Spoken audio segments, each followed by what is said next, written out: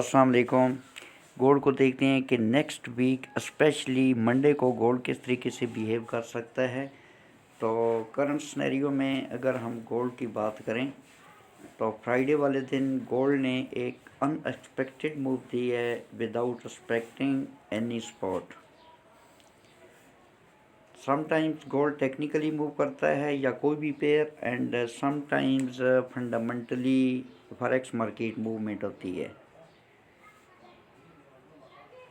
अब market fundamentally किस तरह मूव करती है वो एक अलग सब्जेक्ट है, जो कि आप फॉरेक्स फैक्ट्री पर जाकर डॉलर के रिलेटेड हाई इम्पैक्ट या मीडियम इम्पैक्ट न्यूज़ देख सकते हैं कि कब आ रही हैं और कितने बजे आ रही हैं आपके नेटिव कंट्री टाइम के मुताबिक। मैं टेक्निकली ही देखता हूँ चीज़ों को। तो टेक्निकली अगर हम देखें कि कल की डेट में गोल्ड ने 2322 का हाई लगाने के बाद जो गोल्ड में एक लो लगा वो राउंड अबाउट 2285 का एरिया बनता है। और यहाँ पर हमारी एक स्पॉट भी है 2285 पर, ये वाली जो आप देख रहे हैं। फर्दर इन केस अगर 2285 वाली स्पॉट हमारी डाउन साइड को ब्रेक होती है और यहाँ पर लिक्विडिटी भी पड़ी हुई है जो कि 2275 या 2276 का एरिया बनता है। मंडे वाले दिन ये भी एक पॉसिबिलिटी है कि प्राइस ओपनिंग के टाइम पर ये वाला एरिया जो है 2275 या 76 टेस्ट हो सकता है, एक पॉसिबिलिटी है, क्योंकि यहाँ पर लिक्विडिटी है। लिक्विडिटी स्वीप करने के बाद प्राइस जो है ये अप साइड को जा सकती है। अब करंट सिनेरियो के अकॉर्डिंग अगर तो प्राइस 2285 को रिस्पेक्ट करती हुई अप साइड को जाती है तो अप साइड को ये वाला जो हमारा एक लेवल है जो कि 23132314, ये क्रिटिकल एरिया है। अगर आप इसको देखें तो 4-5 घंटे प्राइस इसी रेजिस्टेंस को अप साइड को ब्रेक करने की कोशिश करती रही, बट ये वाला एरिया 4 घंटों से प्राइस ब्रेक ना कर सकी। ये एरिया आप नोट कर लें, ये एरिया 2313 या 14 का एरिया बनता है, ठीक है। अब अगर तो प्राइस 2285-86 को रिस्पेक्ट करते हुए अप साइड को आती है 2313-14 पर, तो यहाँ पर आपने वेट करना है। अगर आप बाई लेना भी चाहते हैं तो आपने 2286 के ऊपर बाई लेनी है और आपका जो स्टॉप लॉस है वो 2273 या 74 होना चाहिए। उसकी रीज़न ये है कि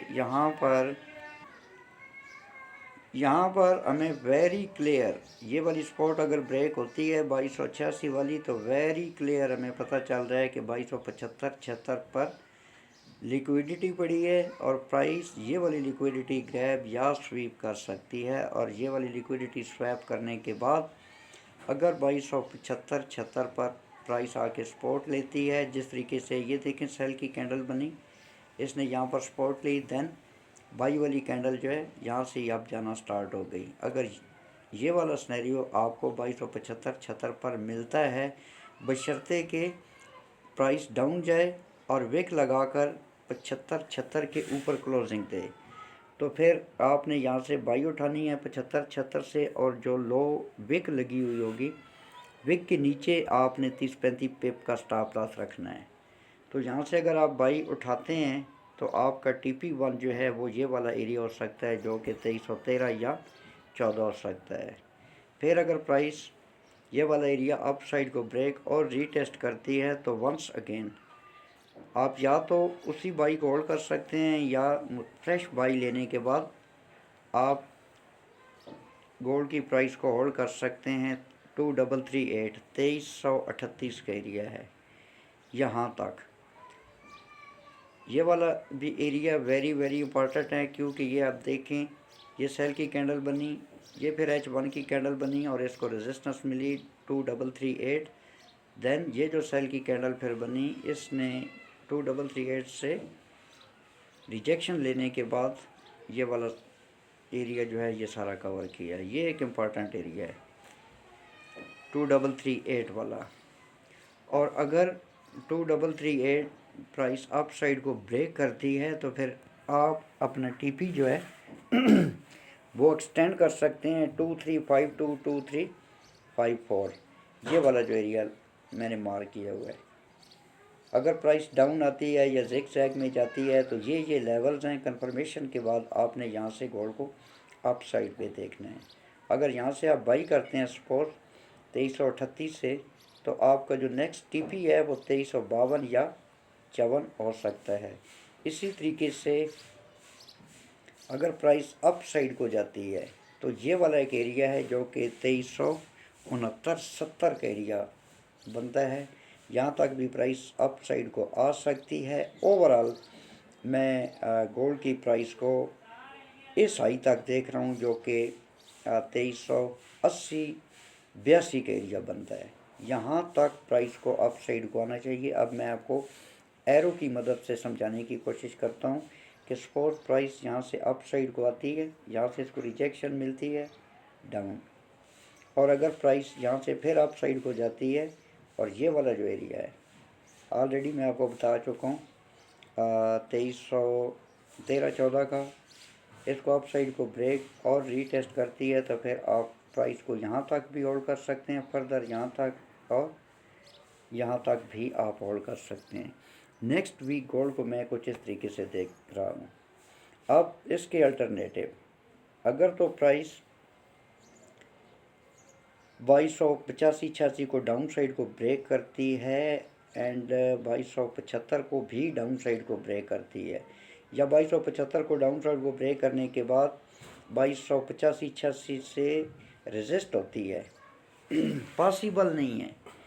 कम अज़ कम गोल्ड को इस एरिए तक ज़रूर करेक्शन करनी चाहिए, या तो 2338-40 तक आए या फिर 2352-54 तक आए। देन अगर प्राइस डाउन जाती है और ये वाला जो हमारा एरिया है, ये वाला 2285-86 को डाउन साइड को ब्रेक करती है और ये 2275-76 भी इसमें कवर होता है और प्राइस नीचे ही रहती है, तो फिर नेक्स्ट वीक मैं 2230-2235 तक गोल्ड को डाउन साइड को देख रहा हूँ।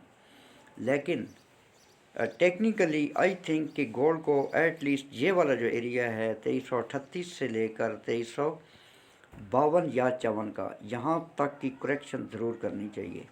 लेट अस सी कि क्या होता है और मार्केट किस तरीके से बिहेव कर सकती है। ओवरऑल मैं गोल्ड की करेक्शन जो है ये 2380-82 तक देख रहा हूँ।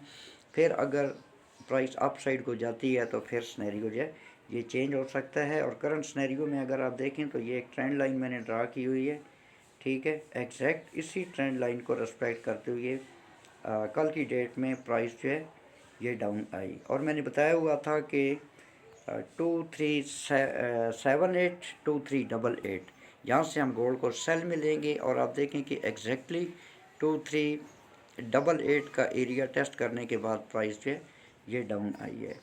तो ये टाइम टू टाइम एनालिसिस होते हैं, ये जस्ट एजुकेशन या इंफॉर्मेशन पर्पस के लिए होते हैं, किसी को कोई फिनंशियल एडवाइस नहीं है। ग्रुप का लिंक मैं वीडियो की डिस्क्रिप्शन में दे दूंगा। अगर आप ग्रुप ज्वाइन करना चाहते हैं तो मोस्ट वेलकम, आप आएँ ग्रुप में स्टे करें। अगर आपको मेरा ट्रेडिंग मेथड समझ आता है तो फिर इसकी टर्म एंड कंडीशंस होंगी, अगर नहीं समझ आता तो एज़ यू विश। अपना बहुत सारा ख्याल रखना, मुझे दुआओं में याद रखना। टेक केयर, अल्लाह हाफ़िज़, पाकिस्तान जिंदाबाद।